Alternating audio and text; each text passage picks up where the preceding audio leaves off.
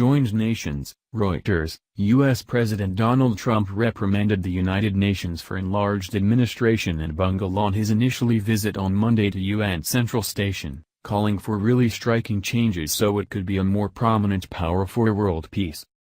In front of his lady discourse to the yearly UN General Assembly on Tuesday, Trump facilitated a short occasion to help bolster for changes to the United Nations.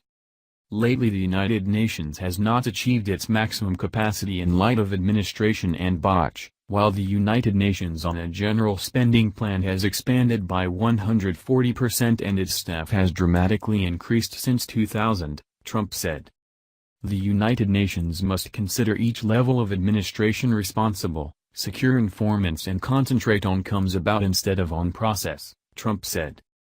I am sure that on the off chance that we cooperate and champion genuinely intense changes, the United Nations will develop as a more grounded, more successful, all the more just and more noteworthy power for peace and amicability on the planet, Trump said in his initial comments at the UN in New York since his introduction as president in January. In a building where long proclamations are ordinary, Trump represented only 4 minutes. Somewhere in the range of 128 nations were welcome to go to Monday's change meeting subsequent to marking onto a U.S. drafted 10-point political presentation backing endeavors by UN Secretary-General Antonio Guterres to start successful, important change. UN Security Council veto powers. Russia and China did not sign the assertion. Representative Trump, who grumbled amid his 2016 race crusade about the United States paying a lopsided measure of cash to the United Nations, made the point again on Monday. We should guarantee that nobody and no part state bears a lopsided offer of the weight end that is militarily or fiscally. The United States is the greatest UN benefactor, giving 22% of its $5.4 billion biennial center spending plan and 28.5% of its $7.3 billion peacekeeping spending plan. The commitments are concurred on by the 193-part General Assembly.